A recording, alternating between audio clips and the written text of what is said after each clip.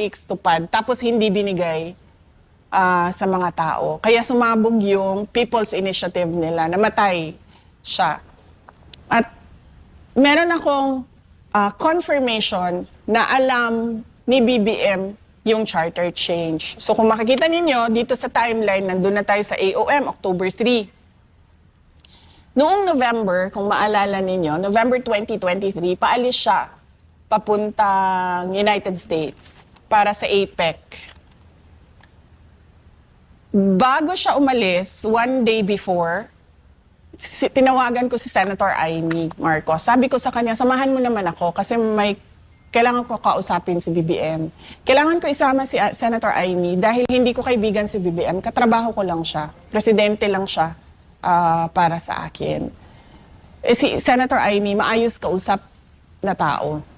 So, tsaka kapatid niya. So, nandun kami.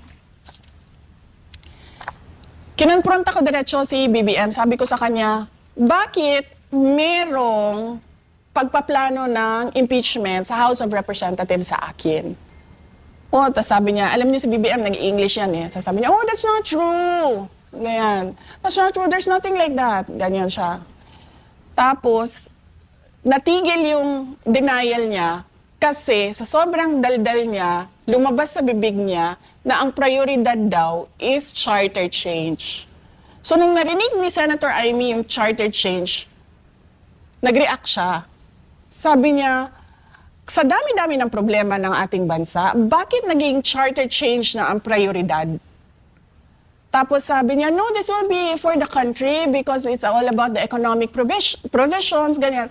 So sabi ni Senator Amy sa kanya na parang tipong, hindi yan economic provisions eh. Kasi pag binuksan mo yung amendments ng Constitution, bubuksan mo lahat yun. Hindi mo pwedeng sabihin na ay ito lang, economic provisions lang. Kasama na doon yung political. Doon kasi unang diniscuss na tatanggalin ang opisina ng Vice President at papahabain yung terms ng members of the House of Representatives. So more than 3 years na yung isang termino. So dun yun, na-confirm ko na alam ni BBM yung ginagawa, bilihan ng signature sa People's Initiative. Doon sa discussion namin kasama si Senator Amy Marcos. November of 2023 yun. Kung makikita nyo sa pag-alis niya, nandoon ako, bago siya umakyat sa hagdanan, lumapit siya sa akin. May binulong siya sa akin. Alam niyo si BBM kasi mahilig magmumble, yung ganon, na hindi mo siya maiintindihan. Meron lang siyang clear words, iilan, at yun lang yung ma-pick up mo sa sinabi niya. Nung lumapit siya sa akin, nasa hagdanan na siya, sinabi niya sa akin, don't worry, I'll take care of you. So parang nagulat ako, na parang, nagsinungaling ka kagabi na hindi mo alam ang impeachment. Kasi bakit ka naman magsasabi ng I'll take care of you? 'Di ba? Ang tagal namin nagsama sa kampanya, halos mamatay-matay na kami sa init, sa dehydration, sa pagod. Hindi man nagsabi yan ng I'll take care of you? Tapos bigla, meron akong kinompronta sa'yo na usapang impeachment sa House of Representatives, ibubulong mo sa akin bago ka umalis, I'll take care of you. Why do you need to take care of me? You know something. Diba? Huling-huli kasi mga lalaki sa mga ano eh. Oo nga eh. Sa mga pambobola eh. Sa kanya po kayo tumingin. Pero I'll take care of you. Sinabi niya yun. So, ano dating sa'yo no? Nung sinabi niya yun? Kung i-connect mo ito na meron siyang alam. Kasi never siya nagsabi sa akin na I'll take care of you. Never. Simula nung nagkita kami, pinakaunang pagkikita namin, para mag-discuss ng pagtakbo namin, ng unity team, doon sa kampanya, wala, yan siya sinabi. Hanggang, ano na yon, November 2023 na yon, first time mo magsasabi na I'll take care of you, after kita kinonfront na pinagpaplanuhan yung impeachment ko dyan sa loob ng House of Representatives. So do you think na si Romualdez na nagpaplano, then here comes Marcos, sasabihin niya, akong bahala sa'yo, huwag kang mag-alala. Or I will take care of you. Or kasama siya doon sa plano na impeachment. Kasama siya doon. Kasi, bakit mo naman i-deny tapos sasabihin mo, I'll take care of you? Hindi niya siguro kasi naisip na mahuhuli yung pagsisinungaling niya by his words the next day. I'll take care of you. Don't worry, I'll take care of you. Why should I be worried? Every nation has its legacy, its signature dish, its pride. In World War Worry, I'll take care of you. Why should I be worried? 'Di ba? So, ibig sabihin, yung worry na nire-refer niya, yan yung binuksan ko na konfrontasyon. Bakit may impeachment? So ang dating, parang dahil nabisto mo na, huwag ka mag-alala, relax ka lang. Parang ganun ba yung dating sa'yo? Oo. Akong bahala sa'yo. 'Di ba? I'll take care of you. Akong bahala sa'yo. O siya nga talaga bahala kasi siya naman direktor ng lahat ng mga bagay na ito. So, tutuloy ko yung timeline. Malayo pa tayo sa ilang pages pa ito. So, ayun. So, December. Di ba maalala nyo, December, tinanggal yung budget ng Office of the Vice President. Wala na kaming yung sabi ni Franz Castro, bakit 2.3 billion? Pagdating ng December, paglabas ng budget, approximately 700 million na lang yung OVP budget. Nalaman niya na nasa Davao ako. Pumunta siya sa Davao, si BBM. Tapos, akala ko ang pag-uusapan namin ay yung pagtanggal ng budget ng OVP. Nung nakumakain na kami, walang sinasabi. Puro walang kwentang usapan na hindi mo alam saan papunta yung biglang ang pag-uusapan, rice fields, sa susunod yung swahe na kinakain. Ganun, okay, sige. Parang ako, uwi na tayo, sayang yung oras natin dito. So, kumakain sila. Tapos, yung palabas na kami sa restaurant doon sa Davao City, eto na naman siya, yung kanyang pagbubulong na mumbling niya, na hindi mo alam kung takot ba ito magsalita, ayaw niyang magsalita, hindi siya makapagsalita, natatakot siyang mahuli siya sa pagsisinungaling niya, ganun siya. Tapos sabi niya, ang nakuha ko lang sa sinabi niya, mag-ingat ka, tuturuan ka namin. So ito na naman tayo, mag-ingat ka. Bakit ako mag-iingat? Yung tuturuan ka namin, yun ang hindi ko maintindihan talaga hanggang ngayon. Tuturuan ka namin ng leksyon? Kasi ganun yun eh. Tuturuan kay ma'am na kung ano yung isasagot, tapos ikakapahamak nyo. Baka tuturuan kayo ng mga bagay na ginagawa nila na hindi nyo ginagawa. Hindi ma'am, pero na-observe ko doon sa sinabi nyo kanina, si Franz Castro na naman ang nagkomento doon sa budget nyo na billion. Tapos biglang bumaba. So parang nasusunod ba sa administrasyon na to itong mga makakaliwa, itong mga kakampi ng CPP, NPA, NDF? Parang ganun. Pagdating sa Duterte, nagsasama-sama sila ngayon pagdating kontra Duterte. Naiintindihan ko ang Makabayan Block kasi sabi ko nga sa inyo, may programa kami doon na tinapos talaga namin yung insurgency. Kasali sila sa kasali sila. Wala yung stronghold nila sa Davao City, yung Paquibato District.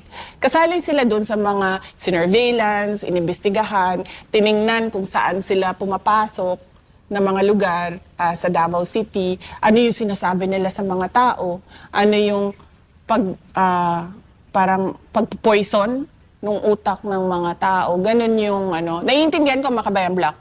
Paano ba sila mag-operate sa Davao? Lalong-lalo na itong party list nila, yung ACT teachers. Oo, ang Makabayan kasi 'di ba is Bayan Muna, Anak Pawis, Gabriela, Kabataan, tsaka ACT teachers. Ang malakas sa Davao ay noon nung nandiyan pa yung mga leaders nila, Bayan Muna, Anak Pawis, tsaka Gabriela. Yan yung malakas sa Davao noon. Paano sila? Pumupunta sila sa mga depressed areas. Yung mga tao ba na madali mo makumbinsi? Kasi panghahawakan na lang nila kung ano-ano ang any kind of hope na makita nila na tanggal sa kanila sa kahirapan. Doon sila pumupunta. Mga indigenous peoples, tribes, sa mga low-income families, sa mga informal settlers. Dito sila nagre-recruit ng mga kasamahan nila. Pag na-recruit nila, saan po nila dadalhin ito? Sa Davao City, kasi ganito, pag meron kaming nakukuha or nakakausap, hindi sila tiga Davao City, doon sila nakuha sa Davao Oriental. Lagi yan. Davao Oriental, Compostela Valley, or as far as Surigao del Norte, tsaka itong kapitbahay namin, Agusan. Diyan sila nare-recruit, nadadala sila sa Davao. Kasi pala, sa kanila, palitan, hindi ka nag-ooperate doon kung saan ka galing. So, galing kang Davao Oriental, dadalhin ka sa Davao City. So, ganun ito yung sa mga armadong grupo nila sa NPA. So, ang nagre-recruit before sa inyo, itong mga party list, tapos isasali nila dito sa teroristang grupo na NPA. Oo. Pero hindi mo kaagad makita yon kasi hindi lahat Hindi lahat ng nire-recruit nila ay umaakyat ng bundok. So, ang makikita mo lang, karamihan, mukhang matitino. Kasi hindi sila kasama ng NPA.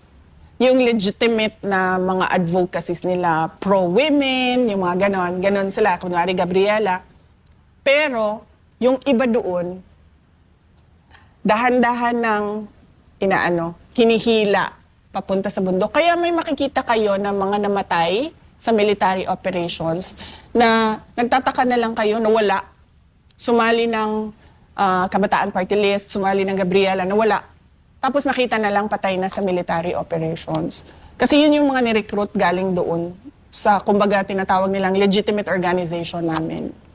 Galit sila kasi hindi ko pinapayagan yung ganon.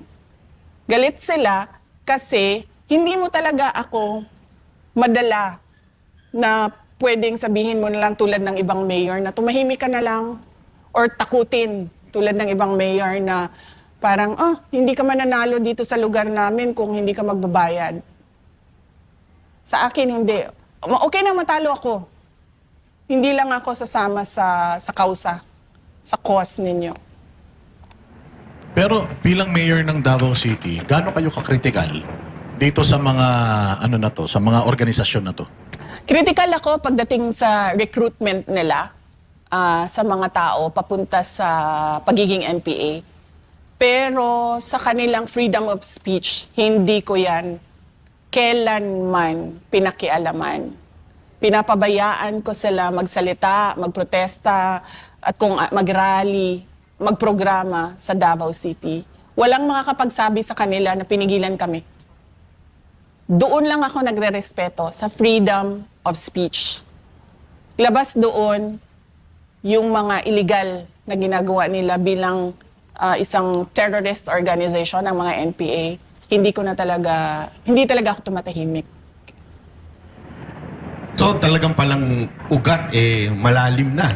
Ika nga, Sa Makabayan, malalim. yes. Sa Makabayan. Kaya ito ang pumayag ng kay Martin na kayo ay pa-impeach. Hanggang ngayon, sila pa rin ang namumuno sa impeachment ninyo. Yes, kung makikita nyo, meron silang endorsement. And when ng you were mayor, impeachment. masasabi mo ba na yung confidential funds mo noon nagamit dito? Merong portion, hindi lang kasi sa terrorism ginagamit ang confidential funds. Ang confidential funds, lahat ng national security issues na kailangan ayusin ng gobyerno ay ginagamitan ng confidential funds. So ang terrorism, isa lang yon. Ang insurgency, isa lang yon. Sa kadami-dami ng